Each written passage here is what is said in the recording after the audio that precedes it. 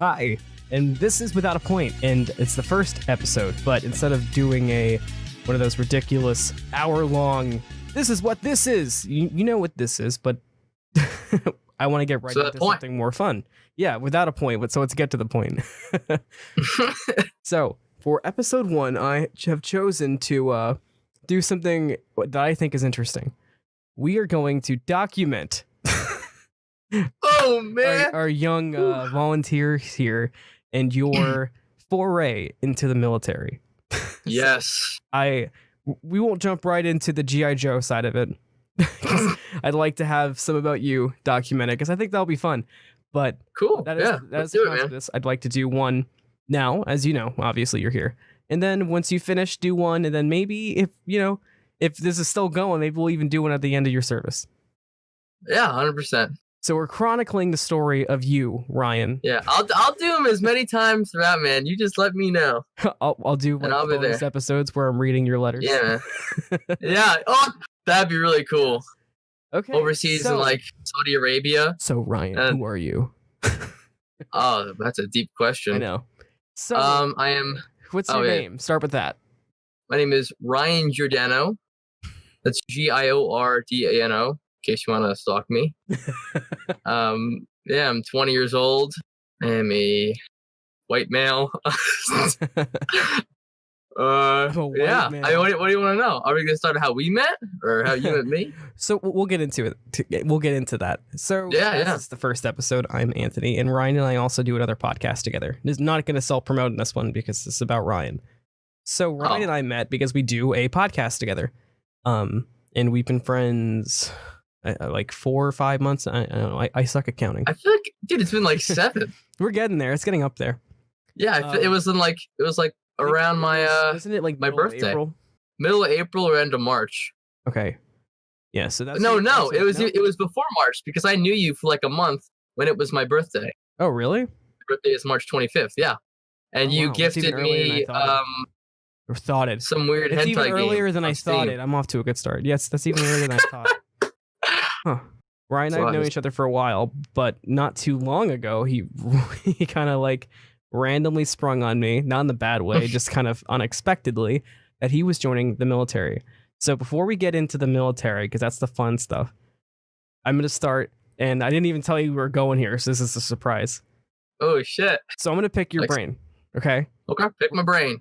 We're starting super simple. So when was the first time you ever actually thought to yourself, like, wow, military looks fun? It could be, it doesn't have to be serious. It could be like, Call of Duty. It could be something stupid, but I'm curious. When was the first time this popped into your brain as something you wanted to do?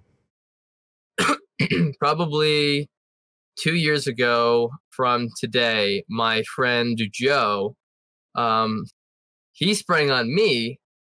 He's like, Ryan, I think I want to join the Marines. And I was just like, whoa, okay. That's a big thing. And you're just like, yeah, like it's not set in stone, but I've been going to recruiter. I really think I want to do it. But like I'm not in shape. Can you help me? So I'm just like, dude, 100%. We'll have you ready, ready to go for whenever you decide to leave, if you decide to leave. Because that's another thing I told him. I said, don't feel pressured to leave just because, everybody else is like you're telling people and everything like that. Mm-hmm. Well, just because I turned you into a killing machine, don't feel like you have to. Yeah. So he did not actually go into the Marines. Oh, no, he's becoming a teacher. He's like a year left of schooling, I think. Yeah, which I think better suits him. He'd be an awesome teacher. But that's when the thoughts first jumped into my mind. And I was just like, Did you have a lot of family in the military or anything, or any like roots to it? Yeah, so oddly enough, I didn't really know of the family because my grandpa, he was in the Navy around like Cuban Missile Crisis time. Okay. But he was and then my papa was in the Army. He was drafted. He went for 2 years. He was also way earlier in his life, obviously. But when I decided to join the Army and I told family, then I started to learn that like Oh, I had like a great uncle, a great Oh, so the grandpa. story started pouring out after the fact. Yeah, yeah. I have a total of like five people, five family members in the last century that were in the military, mostly army. And then it was weird because um I took a trip upstate to visit family, and Upstate New then York, for context sake. yeah, and I was thinking of tying them there, but I was just like, now wait, oh wait, and then there was unfortunately a death in the family, my uncle Bill, um, and we went a couple months after, and I was like, okay, I'm back again. I'm further in the process. I might as well tell them. Um, so I Now, waited till like when you say yeah. tell them, was it a surprise to everybody, or was there anybody who knew, like say your mom or something? Oh yeah, like closer family that lives here. That lives with you. They knew. Okay. Yeah, some of them knew, maybe like 5 or 6 people knew, and there were a couple people that I'm close with, but don't really get to see too much, and I wanted to tell them. I didn't tell my whole family Right. update because I didn't want to throw that announcement to all of my family like while we're at a funeral. You know, Yeah, that's a lot. didn't really feel right. Yeah. Um, but what was cool was that there was like pictures of like just kind of like a collage of his life, like tons and tons of pictures of him in like the at the wake. Yeah. And there was like a military like headshot picture of him. And I was just like, hold on a second. Turns out he was actually a medic in World War II, which I had no clue because I'm going to be a combat medic. But so yeah, it was just a really really weird coincidence. Why combat medic in particular over say just normal infantry? Infantry. I knew that I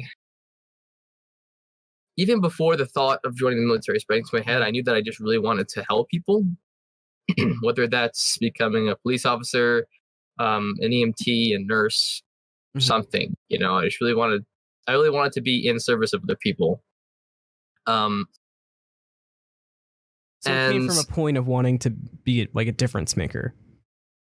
Yeah, pretty much. You know, like I don't want my life to be like. I know some people want to be known, like name wise. Yeah. You know, like, but that's not really my style. I mean, I know we do podcasts together, but like, I know what you mean. But like, as opposed to growing up, being some old famous Larry King type personality, you wanted to be somebody that 40 years from now, some random guy named Bob is gonna reference you like, man, that Ryan guy, he was something. Yeah, something like that. You know, thanks. Like if I could be the one who save somebody and they get to go to their kids or anything along those lines, really, even if they don't have kids, even if just general, them, right? Yeah, just in general. So I had a couple jobs kind of like grouped up. I had criminal investigation specialist, the equivalent to like an IT guy almost, and then combat medic. And like the IT stuff, I knew I had some certificates for, so I was like, okay, I can do this. Do I really want to? No. The criminal investigation specialist. That was just kind of influenced because I have a lot of law enforcement, like police, in my family. So I figured that was worth looking into.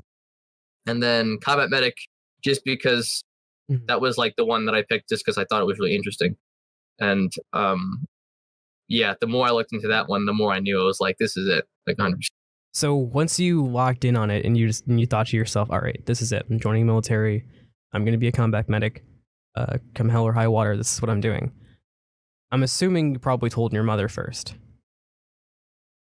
Or as one of the first. Not the first. Not the first. My uncle Mike. He was the first person. No, I'm sorry. My friend Sircon, I told him because he sprang something on me. And I was just like, I'm going to spring something on you. staying over my cousin's house. As you personally know, I stay over my cousins a lot.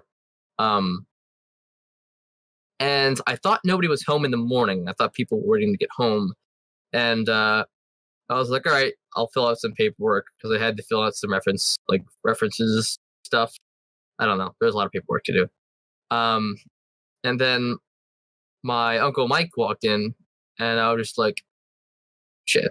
So at first I didn't say anything, and he was just watching TV, and I was just like in the living room working on it still. Then eventually he asked what it was, and then that was when I awkwardly brought up that I was joining the army. So what was his reaction? How do you take it? It was weird. Like, I don't think anybody could be prepared for that, and I certainly don't think my family thought I was going to do it. But he wasn't. It was kind of like, huh, okay.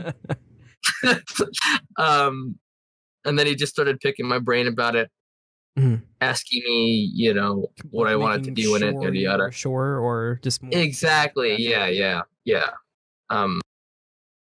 Making sure I wasn't getting screwed over or anything like that too. So Uncle Mike picks your brain, and now he knows. Yeah. So yeah, tell me, because you and your mom are really close. You told me this. So tell me about tell me when you told your mom how that went, because I honestly have been very curious to hear this, and because personally, I know with my mom, if I told her I was going out of the country to go daisy picking, she'd have a mental breakdown.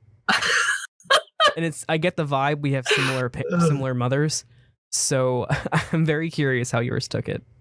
Yeah. So we were just kind of sitting. She had just gotten home from work, and I was like, "Hey, Mom, I wanted to talk to you about something." And she was just like, "Okay, cool. What's up?" So I just kind of sat down with her on the couch.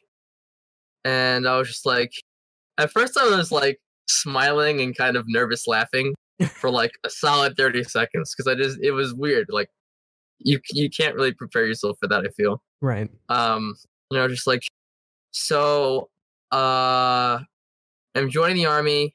No, I said I want to join the army because I didn't want her to think that everything was set in stone because I didn't want her to like freak out. Mm-hmm. I mean, it pretty much was, but in my mind at least. But I was just like, I want to join the army.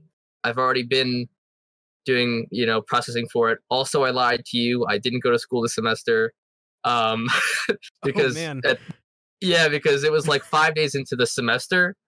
But I was just like, I'm so far in the process already. Like, there's no point in me going to school for a week and then leaving. Mm-hmm. And I was like, by the way, I'm taking you to the recruiter right now so you can ask him questions. And she was just like, what? She was just like, so you're serious? And I was just like, yeah, I'm very serious. And she was just like, it seems like she was shocked, but not apprehensive. Two words to describe it are proud and worried. Like, she was super, super worried at the very beginning. Mm-hmm. And she was like writing like pages and pages of questions to like ask my recruiters and everything like that. Because I obviously didn't have every answer. I mean, it makes sense because it's like you never, as a friend or like like a cousin or something, you never want to bring up like the darker realities of the thing that you're choosing to do. But like as a parent, that's the first thing that comes in your mind. So I mean, it's completely understandable. Yeah, 100%. 100%. That's probably the first thing that you're spot on. She's talked to me about that too. Mm-hmm. It's like, put it around, whatever you got to do. Like, just as long as you get back home. Right. But yeah, so I took it to the recruiter. It went pretty well. I mean, they're also very qualified and prepared to kind of help parents through that situation. I'm sure. Oh yeah. I'm sure that wasn't his first rodeo. No, not at all. But yeah, it was honestly pretty funny more than anything. My mom makes me laugh a lot. Like the recruiter would say something, like he would say something, my mom would be like, "Oh, am I supposed to be impressed by that?" Like just things like that. Yeah. So I thought it was pretty funny. But yeah, then she talked about it, and like she'd ask me the same questions like every single day, like for like weeks following. And I was just like, I get that you have all these questions, but like I've answered them already. Nothing's changed. I'll let you know when I find out when I'm leaving exactly, like all that stuff. Mm-hmm. But yeah, now it's like, you know, at least what I'm getting from her, like demeanor about wise, is like she's just very proud. So it's going well. So now we're getting deep here. I'm getting real deep. Yeah, Wendy. So with going into the military, a lot of times, you know, it from the outside looking in. I'm obviously not somebody who knows. I've had family, but I mean, I'm not the military type myself. From the outside looking in, it seems like a lot of times that when men go into the military, they have traditionally, not so much recently, but traditionally, there's a father figure. There's a father figure or a grandpa, or there's someone directly that they kind of want to, like, you know, they want to make proud, like look what I'm doing. Yeah, Like, it's like what you did. Yeah. But from what I've gathered and what you've told me, it doesn't seem like you have a dad in the picture. So No, is there a man? Is there a father figure? Is there a dad figure that kind of put that in, or was it just you and your mom against the world? No. So the latter, it was you and your mom against the world. Yeah, I mean, like she totally. 'Cause you're the oldest of siblings too, correct? Yeah. Okay. Yeah. She totally. I'm also. Me and my cousin Jessica are the oldest of all of our cousins, and we have a lot of cousins. Um, so I'm used to being like the oldest and trying to be a good influence on people. But at a young age, she always instilled like, you know, just, you know, to be respectful of the military, and what they do is like a very honorable thing, and to, you know, and yada yada. Um, but she never really ever like pushed me to do that. If anything, like both of my uncles, my like close uncles are police officers. Yeah. So that's what made me consider being a cop for a while. Yeah, I was gonna ask, did she ever encourage joining the police force? I know you said you did a lot. Oh, of 100%. Oh, she did. Yeah. I've taken because you were all the tests I can, but I never got the scores back. And you were training, right? Do I have that correct? Ish. Oh, so I took the police exam for my county. Mm-hmm. The scores don't come back till December, but I won't fucking know about it. And a public safety officer for the while. Me and my cousin did that job together, and you're basically like a pretend cop. It was so fun. I have a lot. Oh man, I got a lot of weird ass stories from that job because it was always at night, so that's all the when the, you know, crazies are out and about.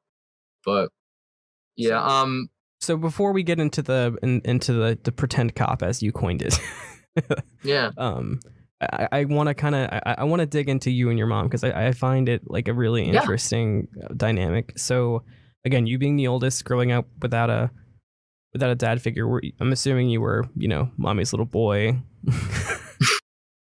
Because I get the vibe that like you have a very, very close, loving relationship. I mean, every time you talk about her, it's never like, it's always very trying to think of the word. It's always very warm, you know, very. Oh yeah. So first off, when I was in high school, there was Were you a dick? I don't think so. I mean, I just hated school and like I just didn't want to go, and I was very, I don't know, everybody has like a rebel stage, I guess, you know. And mine was stupid.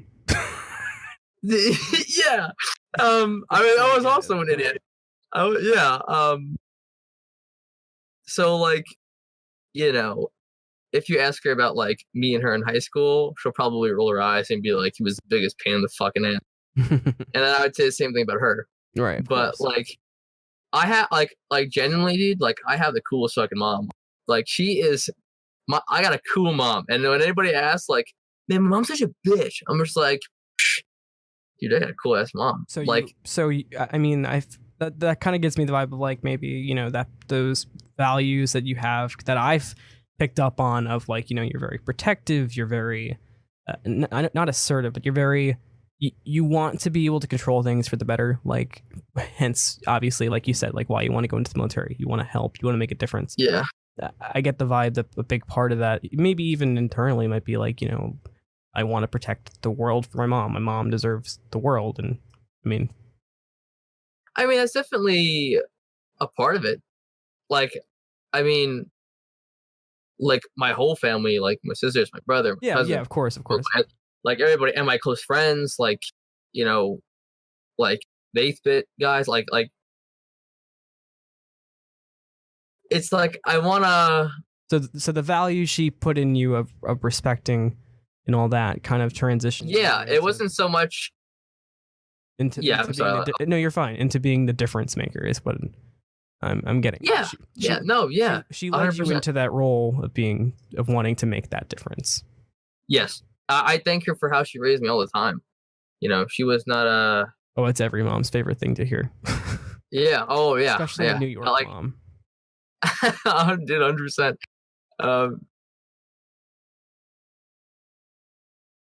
And I, you know, I remind her, like, you know, the way that I was raised was very like if it, at the moment you're like you're like fucking hate my mom, like, you know, just because of how like rough you think you're being disciplined or like whatever it is. But my mom did a great job first time around too, since I was the first kid, you know, so pretty good. Yeah. But yeah, my mom, like you know, she was single mom, obviously, as we went through. She raised 4 kids all by herself. So like my mom has like sacrificed and done like so much, and I respect that immensely. It's a very admirable thing. You know, she works like a fuck ton. Mm. She's constantly like, you know, whether it's just like kids got to get around somehow, you know, just taking care of kids by yourself and then also working a full-time job and then trying to make extra money because you live on Long Island. True. Yeah. So yeah, nothing but respect and admiration for sure. I mean, it's clear what you lacked in male role models your mom made up for.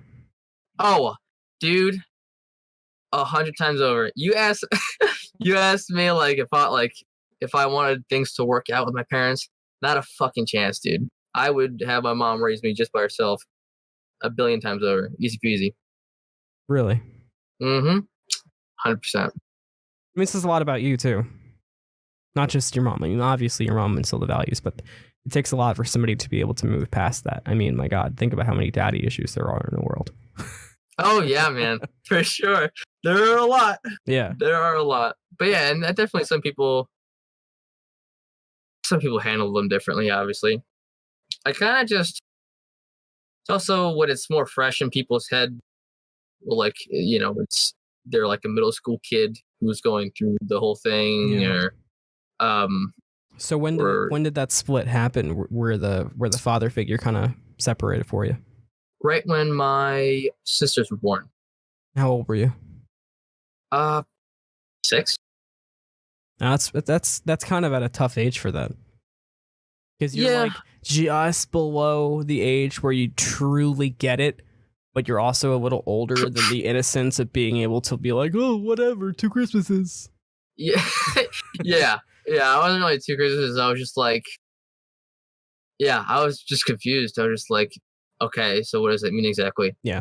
So for a couple of years, it was like every couple of weeks I would like go to where I would stay with him for a weekend for wherever the fuck he was at the time, which was like, dude, I can't even count the amount of places.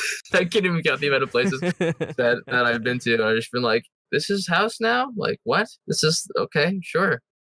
And like, yeah. Um, but And when did you stop seeing him? Because it seems like communication's cut now. yeah, so a couple of years into that, um, very young me was like, I don't like you.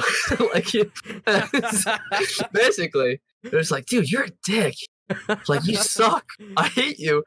Oh man, that's good. So I like that. yeah, so I just like so I, And since then, nothing. yeah. I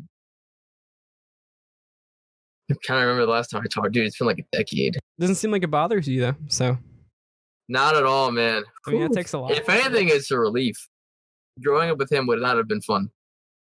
I mean, it seems like you turned out fine. I mean, like you said, Oh, thank you. You would choose your mom 10 times out of 10. So same with you. I mean, like. Well, gee, thanks. There we go. I'll listen. You're a stand-up fucking dude, and like, I think a lot of that stuff. I mean, you could say that with any like tough thing going on in life growing up. Like, it could either break people down or it could build people and add a lot of character. Well, because my parents are also divorced, but both of my parents are now remarried and also both in my life actively. When they first divorced, it was I was a little older. I was 12, so I was that's kind of like one of the ages that like you're really self-aware. Plus, I was homeschooled and I was like annoyingly mature, and my friends were my parents. As lame as that sounds, it's genuinely the truth. They were the only people I saw on a daily basis because I, again, was homeschooled. So they actually divorced like right after public school started for me. So the growing pains of middle school starting fresh out of homeschool on top of the divorce was like that fucks. Yeah, that does not sound good. Yeah, but how are you? So were you? They work out. I'm sure you weren't like yay 2 Christmases either. Like, not looking back. I have even then I had an understanding of like my parents are not meant to be. They're not a very happy couple. But looking back with 2020, it's that times a million, and it would have been selfish of me to even want them to stay together because it was just so healthy for them to split. I mean, they both would have been completely different people today had they attempted to stay that disaster course. Yeah, and a lot of times it's for the better. Like you see, like I have a brother now who stay together for the kids or something like that. So there you go. Yeah. That's pretty fucking cool. Yeah, exactly. You see, I mean, from everything I've seen of him, he seems really fucking funny. Yeah. So I'll see like Spider-Man. So okay, Spider-Man, pretend cop. Oh yeah. Let's get to the pretend cop because enough about me. So you're pretend cop, and I've heard some stories, and you've told some stories on another podcast about like crazy people on the beach, and you basically thinking they're zombies, like having a real fear of that. So, do you? I mean, you're big on being the difference maker. Again, this isn't my phrase for it, but as you said, pretend cop. Do you make any difference, or are you just kind of keeping an eye out and passing some time? I think you can, but there just wasn't any. But like, made. Yeah, it's like unless you want to try and lecture, a lady like drunk out of her fucking mind in the middle of like a baseball field. Yeah, like there's not really much you could do there. Because they kind of need like professional help. Yeah. So yeah, I wouldn't go around and be like trying to it makes sense. You know what I mean? Like, you don't want to. You really don't want to become like Paul Blart, yeah. Like the cop in your little segue. Exactly, and they're not gonna remember what I said anyway. So what's the fucking point? Yeah, exactly. They're gonna go to the next park over and do the same damn thing. So exactly, they'll probably remember when they're like, well, they'll not remember, but they'll probably think about the next phase in their life when they're like woke up with an IV in their arm in a hospital or something like that. So from pretend cop to combat medic. Yeah. That's a jump. But to get there, pretty big jump. To get there, you do have to go through boot camp. So what are blind expectations, not necessarily what you've been told to expect, like your personal, what you are expecting, because I want to be able to come back to this. That's a good question. And play it That's for a you, really so good question. Like, man, I was stupid. So that's a really good question. What are your blind expectations for boot camp? To be honest, I know that there are going to be a lot of aspects that are going to fucking suck. And I'm going to be like, wow, why am I here? This fucking blows. But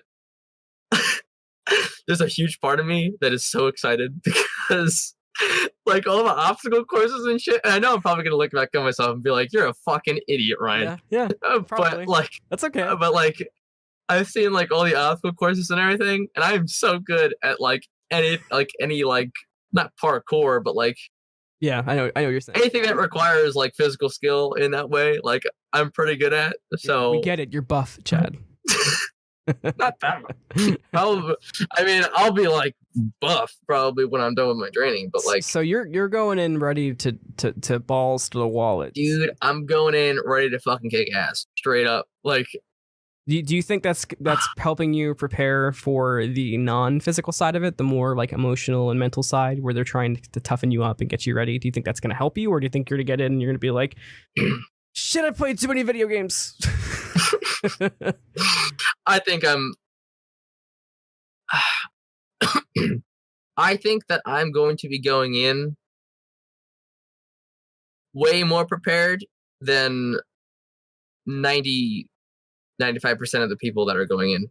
Surprisingly enough, I have learned that many people go into boot camp with like no preparation or very little in advance. Yeah, and then I even saw then, that in researching for this, because I watched a bunch of like my first day in boot camp, or like recordings of boot camps that were done as like training things, and in a lot of them, it looks like a lot of the people come in like they just got out of like a all you can eat buffet 16 hours of World of Warcraft straight. Like it's not what I expected either when I was looking it up. Exactly. I was shocked, but like, people go in to see a lot of yous, not a lot of me's. Let's say it like that. I mean, but it's oh, like, you've been losing. Shout out to Anthony. He's been losing a lot of weight. Just quick. Well, thank you. I'm getting to be less of a thick boy. You're gonna be them boy. You're gonna be. I promise you. Yeah, we're getting there. But yeah, I was shocked, man. Like when I found out and like did research and then even talked to my recruiters and like, dude, you're like way above the game. Like you're good. Really? So your recruiters expect highly of you then. Yeah, 100%. I mean, I know. Not trying to toot my horn one, and I know that they want to like talk you up to you so that you're like hyped about it and everything. Man, the recruiters that approached me at my community college made me feel like I was fucking G.I. Joe, and and they were just trying to get me to speak to them for 5 minutes. I was like, well, thank you for the confidence boost, but I gotta go eat some food. I gotta go. There's somebody on the block. Yeah. That steak and cheese ain't gonna eat itself. Yep. You defend our country, I'll defend our steak and cheese. Please do. So that when I get back, there'll be plenty. Yeah, exactly. But yeah, after like, thankfully my like personal recruiter is like super bro. Like he's pretty, like he's young. Oh, so you found your Chad recruiter too. Yeah, basically. Yeah, it's straight up like talking to a friend. I mean, that's which good, is cool. That's a dream, I'm sure. Oh yeah, you don't like. Yeah, I didn't want like a 60-year-old man that's like, I don't know, just very stereotypical. Yeah. The ghost. I mean, I'm sure some of them is actually your recruiter. Oh, imagine that. Oh, but yeah, I've been told that like I'm way ahead of the game. I'm like I'm a unicorn, so to speak, Right. Are which you? is somebody. So what are you aiming What's up? for? What's the ultimate goal in you already being so ahead of the game? I mean, I know you've drained yourself of caffeine and sweets, and you've worked out extra hard. So like, what is your personal ultimate goal from putting in all that extra work when you're already about to spend, almost 6 months putting in the most a person can handle? Um, I want to. Well, the PT test is scored out of 300 points. Okay. You get 100 on the push-ups, 100 on the sit-ups, and then 100 for the 2-mile run. Now that's not like the amount, but I think it's like 71 push-ups, 78 sit-ups, and then a 13-minute 2-mile run. Okay. That's like 100. That's the minimum you could get for a 300 at 300. So right now, I could probably get around like a 270 something. So my goal was to go into boot camp already being able to fucking kill the final PT test in boot camp. So like I will get for it. the worst. The best will be easy. Is your mindset going in? Yeah, basically. Like I figured that they're only gonna train me up even more so that I will get the max score on the PT test, and then that will lead me to even more opportunities. And basically, like, from what I'm understanding, is that if you show initiative in things that you want and you qualify for those things, you will get them. And with talking like military,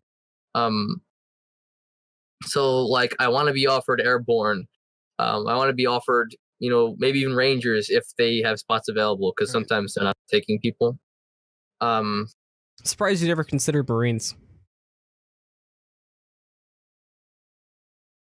If I join the Marines, I might have not, because you can't. So not to plug the Army. No, you're fine. But out of all of the 4 branches of military, Air Force, Marines, Navy, and Army. You forgot Space Force. Get it together. And Space Force. There you go. You can't. The only branch where you can actually pick and guarantee your job is the Army. So let's say I went into the Marines, right? They would have said something along the lines of, okay, go through this book, pick 10 jobs that you have an interest in, and then after you sign the contract of you sign your enlistment contract, we may be able to get you one of them. So basically you could go in and like not be be what you want to be at all. So I definitely didn't want to do that. See, that explains, because for me, I was curious as to why somebody with your level of determination and excitement wasn't going for what is considered like, the cream of the crop of in some aspects for what you were interested in. But now that kind of makes more sense, because you just want us to be able to know what you were doing and strive for that. Okay, that makes sense. Yeah. That, and so like Army Rangers, Navy SEALs, like they're all on the same like level, I guess you say, as like what the Marines would be. And even then, like Army infantry, you're still trained the same exact way. Oh yeah, I'm not saying there's like any, Oh, I know you're not. I know you're not. But yeah, there's also, I have a friend who's in the Marine Reserves. And I remember I talked to him and I was just like, honest to God, I thought you'd give me a lot of flack for choosing the Army and not the Marines. Right. And he was just like, dude, I would not have let you join the Marines. Really? Yeah, the past couple of years, I don't want to make accusations, but the past couple of years for the Marines has been rough. Crayon eaters as their nickname. Also, like the perks for joining the Army versus the military. I mean, versus military, the Army versus the Marines. Like, Army has like, potential for education, like bonus pay, guaranteed job. I mean, if you score high enough for what you want. But and then there's like this a long ass list. And then the perks of being a Marine is kind of like you get to be a Marine, if that makes any sense. Like they have perks and everything, but it's just not what you're looking for. Yeah, it's like ultra Chad. So how mega bro. Mega bro. So what? How long are you invested in this? As long as it'll take you, or do you kind of want to be like a one and done? You get it done. You do what you want to do, or like what's your preferred? Excuse me. What's your preferred course of action? Obviously, it can change over time, and there's nothing wrong with saying you just want to get in, do your part, and get out. I'm just curious what you want yourself. So my contract is 4 years long. That's normally the start, right? Yeah. Different jobs. So if I went in as like infantry, the minimum can be 2 years. But the minimum for combat medic is 4. I wanted to do 4 anyway. I don't know, because if I like the Army as much as I think I'm going to, which I am very aware that opinions can change because I have not even left yet. I leave in 6 days. Damn, I leave in 6 days. You got real. I'm glad we have a video portion because your face like lit up when you said 6 days, and then your face stopped, and then it lit up again. Yeah, hit me like a brick. Man, sorry. No, you're fine. It's a lot. This is a big thing. You don't gotta rush through the story. I mean, this is a pretty big portion of your life. It's not like you're. It's not like you're going on a date. This is a bit bigger than that date. Yeah, well, just a little bit. Just a little bit. I'm totally willing to make a career out of it, and I remember, one of the recruiters wasn't mine, but like he was just there. A lot of them are younger and bro, it's really cool. But he was just like, hey man, like, cause I was just talking, we were all just talking about stuff for like 45 minutes, and I remember I was about to leave, and I was just like, okay, I'm gonna head out, and then he was just like, hey, real quick, 1 second, because we were talking about like careers too, and then and he was just like, dude, you don't gotta know now, yada yada. Basically, what I'm telling you, he was just like, who in this office here was a walk-in, meaning like they just walked into the office because they knew what they wanted and what they wanted to do, and then like everybody raised their hand, and I was just like, and he just kind of looked at me and was like, I was like, shit, yeah, like I was a walk-in too. I just kind of walked right into the office, and I was like, I want to do this. I want to fucking do this. Yeah. Like, because I mean, a lot of people do join for the wrong reasons. Like, dude, I get paid, and I don't have to pay, any rent or any bills, and my education gets covered. This is fucking dope. And they'll do that. And there are a lot of people who do that. Yeah. And but I mean, going back to the beginning, you're not that. You're kind of exactly what they want.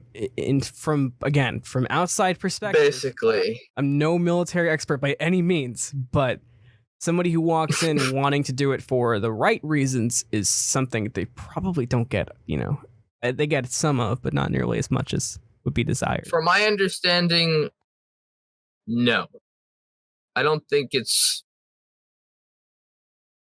maybe like 1 out of 10. If I just had to throw out a number, I don't rightfully know. I could give you a more accurate number when I talk to everybody in boot camp. Right. But, yeah, like, honest to God, dude, like, if like the free college and like I don't give a fuck. I don't give a flying fuck about that. I remember they were telling me about that. I was like, wow, that is very interesting. So for you, it's not about the perks, it's just about the country. Nope. Dude, if I was getting paid like $100 a week, I would have done it. Like,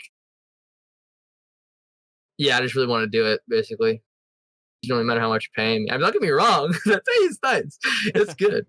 And the experience is nice. If I don't make it like you said before, like if I don't make a career out of it, which if I like it as much as I'm curious as to what I'm going to think. Curious as to what you're going to think, Ryan, later down the line.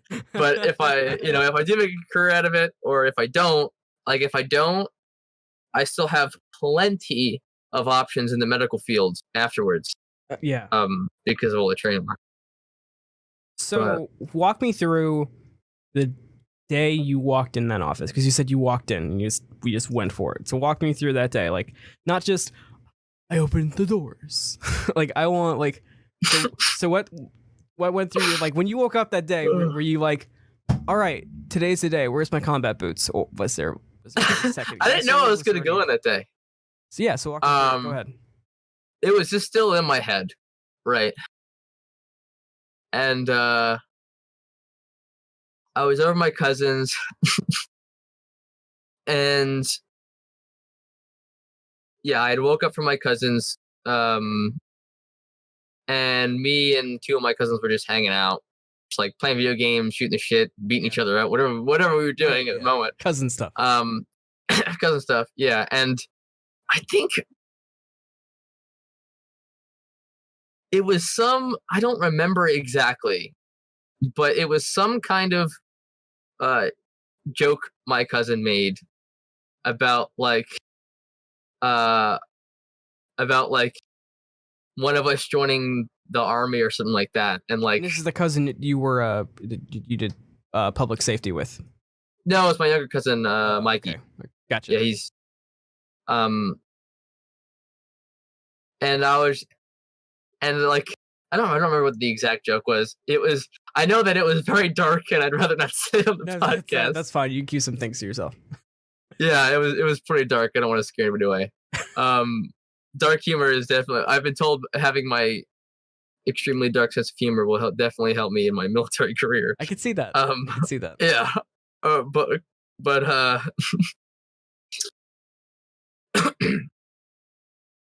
it kind of like hit me. I was just like,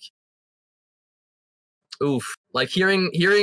I don't know. It was like somebody, even though it was a joke and they weren't serious at all. Like with just all the thoughts in my head about it, and then hearing like my name and then like army or like military in the same exact sentence, it just made that spark just flip on. Yeah, kind of. Yeah. So it was a camouflaged light bulb moment. Yes, I think that's a good way to. I think it's good to put it. But yeah, I remember when I left. I was like, all right, guys, see you later. And I was just like, where's the recruitment office? And I went to the one that was closest to me. And I remember I just walked in. Well, I remember there was a dude outside doing PT with some younger people, like just like training and stuff. He was one of the recruiters. He was just like, what are you here for? And I was like, just walking in. Like, I'm gonna he asked if I had like an appointment, because a lot of people they get to go are kind of based on like calls, like they'll call people, or like they'll have like events and shit. Most people walk in for like haircuts or eye appointments. Yeah, there's really no walk-in joining the army. Yeah. Well, there is, but it's rare. Oh, glad to see you. Your appointment with the M4A1's about 2 o'clock. Does that still work for you, sir? Oh shit. So you pull up to the recruitment center and you look at this. You look at the building. So what's going through your head? Are you just like adrenaline? I'm doing this. Did you second guess it at all? Not really. It was because I knew that in my head, like going into the office doesn't seal the deal. Yeah, it doesn't seal the deal. It was just me getting a lot more information than I wanted, because you can't look up on the internet everything. You know, like a lot of questions you have. Like I feel like with I'd rather ask somebody though. Walking through the door was sealing a deal for you. Yeah, I'm gonna get to that. I think when you walked through the door, I don't think there was any going back, unless you had literally been forcibly denied. Dude, you were spot on. So when I walked in, he said, "Oh, tell them Sergeant so-and-so sent you. I'm not going to say his name. Yes. Please don't. I was like, okay, yeah. And then it's very secured. So they rang me and opened the door for me, yada, yada. So I walked in and like, they were just all like shooting the shit, like having a bunch of conversations. I remember I just walked in, I had a bag with me, and I was just like, I just looked around, and then one of them was like, "What are you here for?" And like, I'll never forget it, man. The second I like, dude, you were spot on. I swear to God, like I was literally gonna bring this up. The second I walked in and I saw all of them like in uniform and everything, and I stepped into like the actual office, I was just like, holy fuck!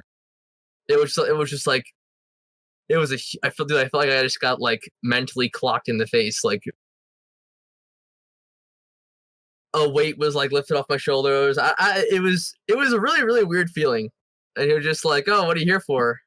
I was just like, to I was gonna be like to join the army, but I was just like, "Oh, to talk." And he was like, "Do you have an appointment?" And I was just like, literally just walked in. No, and then like the head sergeant there, he was like, "Oh, all right, well, here, how about you step into my office?" And I stepped into his office, and we were talking, and just kind of asking questions and him shooting some stuff back to me. And then the tests, like he was telling me how there's a testing and things like that, and some qualifications, yada yada yada. He was also testing me to see if I was even able to join, because believe it or not, I think it's like 24, no, 23% of every citizen is qualified to start the process of joining the military. It's not like back in the day where you literally just signed a paper and then you were in the military. Like, it's pretty fucking locked down. But I did a practice test, and there was math and like vocabulary and English, and I was just like, what the fuck? And I was like, I just dropped out of school. But, yeah, I mean, yeah. And I was like, fuck. Like, I don't. Well, I technically didn't drop out yet. I wasn't. I know. But I'm fucking. But yeah. Oh yeah. But but I was just like, fuck, dude. Like, I don't think I'm gonna do so good on this. So I took it, and then the score came up, and it said 67. And I was just like, you gotta be fucking kidding me. I was just like, this sucks. I was pissed. Even though it was just a practice test. And then he came back in the office, and then I was just like, it's out of 100, right? And he was just like, that depends. What did you get on it? And I was like, I got a 67. And his eyes lit up. He was just like, holy shit, really? Sit down. Because apparently it's like, it wasn't out of 100. Like, yeah. It was just scaled or something like that. And I scored really well. So I was taking all the other tests. Like, I had to take like 4 different things. All like really long, like hours long. And my GT score, to be quite honest, I'm not even totally general testing. I don't know. I'm not even totally sure what it stands for. But I have a 118 out of when. Don't hold me to this, but 130, 130, maybe 140. But 118. I scored really high. And that's why I was able to do combat. Oh wait, no, I'm sorry. It's 100 out of 130. I got a 108. I apologize. Sorry, you can cut that out. Those 10 points meant everything. Just so you know. We all know you're a phony now. So here's the thing, though. I got a 108 out of 130. Guess what the qualifying score for combat medic was? 107. Oh, I was gonna say low. I was gonna be like 80. No, man. I just made it. I was just like, oh fuck.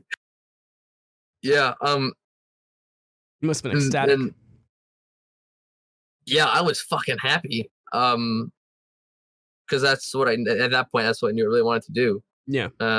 Yeah, and I remember getting a contract for a combat medic was so fucking stressful because they can guarantee you a job if it's available. Like there's a fuck ton of jobs that are open up every single day, right? And like so, like the more specific you get, the less open it is. Yeah, you can join like infantry or like Cav Scout or tanker or like you could like those things you could pretty much excuse me those things you could pretty much be like I want to do that and then that says that's going to be available. um but things like combat medic in the past like couple of years they've actually been narrowing down how many they take because they want the training to be even more specialized than it already is. So it just wasn't showing up and my recruiter was like, dude, I'm going to wake up at 5 a.m. every single day because that's when the new job listings come up because they change daily. And if it's there, I'm just going to lock it in for you. And I was like, please. Wow. And it wouldn't fucking happen. And I was getting really upset because I was like, did you have a fallback one or like a plan B? Yeah, I had a fallback. I was going to do infantry. But it wasn't what you wanted. Wasn't what, not to be dramatic. It was my number 2. It wasn't what you really, it wasn't why you were there, kind of. Yeah, exactly. Don't get me wrong. I would have nothing done it and just a difference you wanted to make you felt like was more aligned with combat medic. Yeah. I wanted to be the one dude because the way it works is in every infantry unit there's one combat medic. That's just kind of like the first line of medical defense. And you're not just kind of standing there waiting for somebody to get hurt either. Like, yeah, basically, I'm going to be an infantry specialist. So it's like I'm still going to be in the infantry, carrying an M4 and all that. But when somebody does get hurt, God forbid, then that's when I'd be doing my. But back on track. Yeah, it just was not. It wasn't showing up, and we were going to wait until January to get the new year listings because then they would have been because like at the start of every year there's a whole bunch of stuff opens up and then like I remember my recruiter was like, all right man, I know you really want it, real quick, I'm going to tell you every single solitary shitty thing about being a combat medic. And he went like it was like an hour-long thing of him just like shitting on the job and like how bad it can be and things like that. Oh, that must and I was just so excited.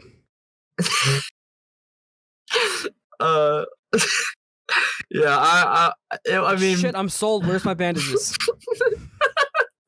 Yeah, basically. So like, man, I get carry on Advil, dope. But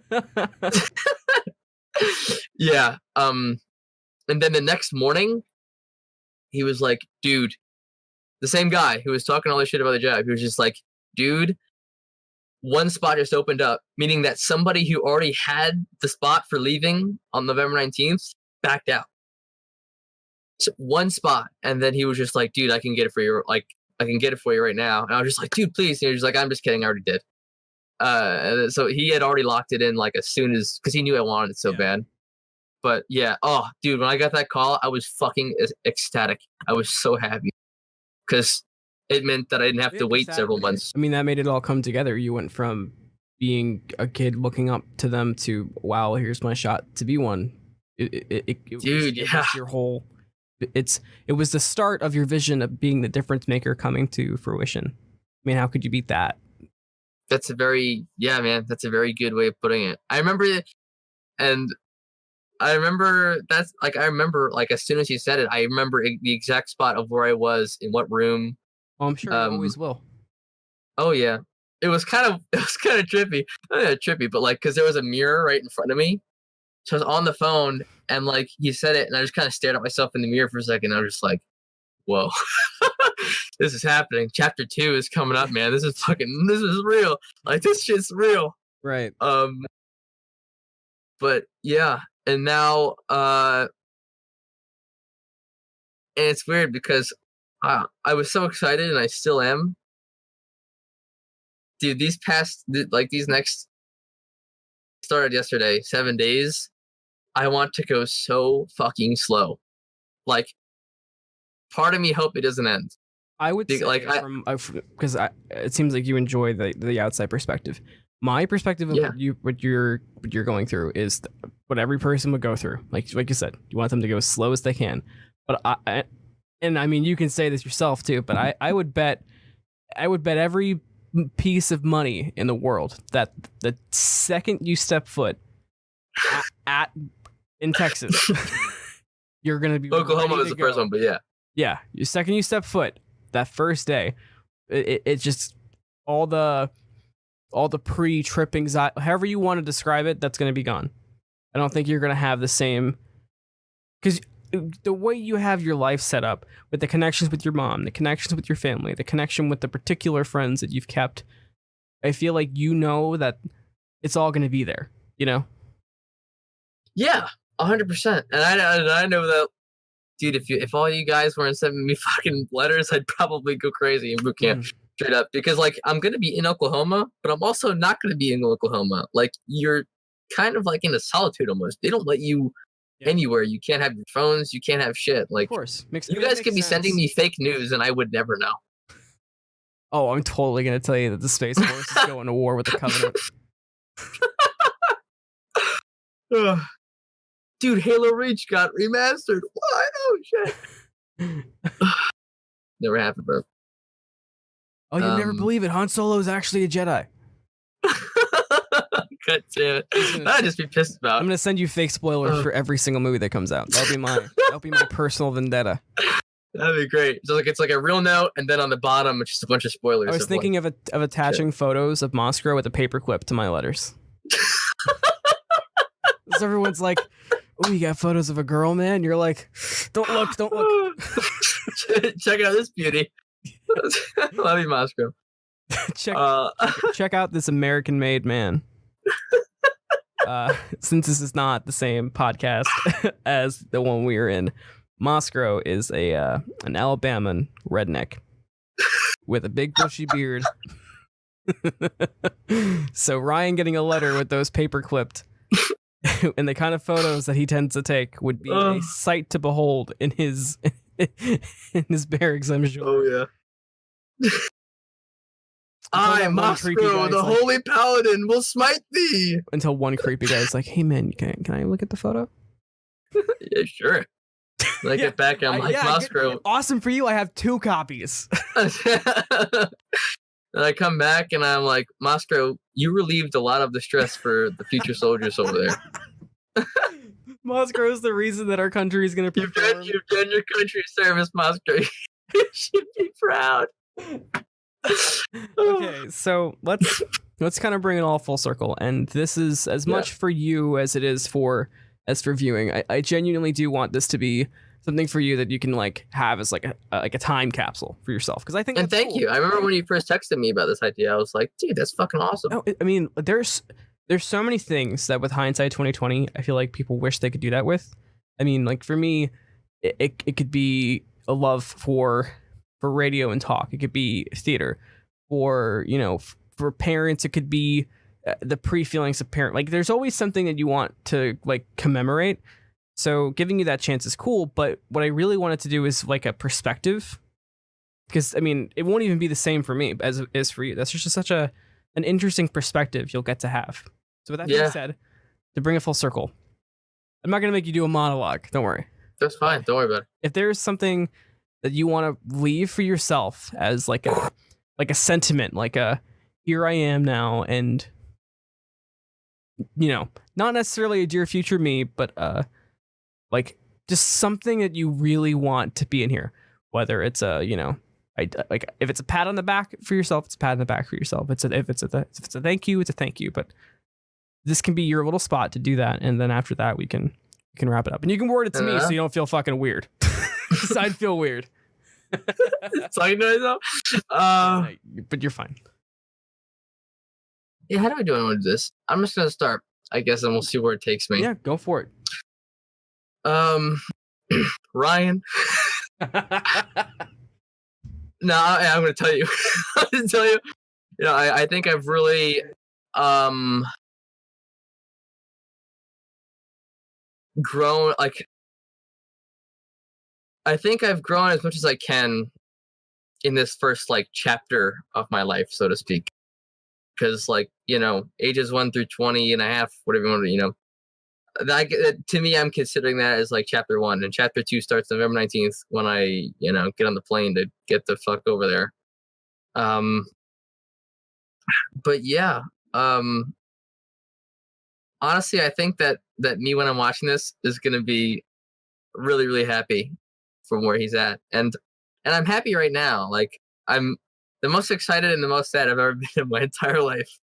Like, 1 second it's, yeah, you know, I'm leaving soon, and the other second it's, fuck, man, I'm leaving soon. Like, this sucks.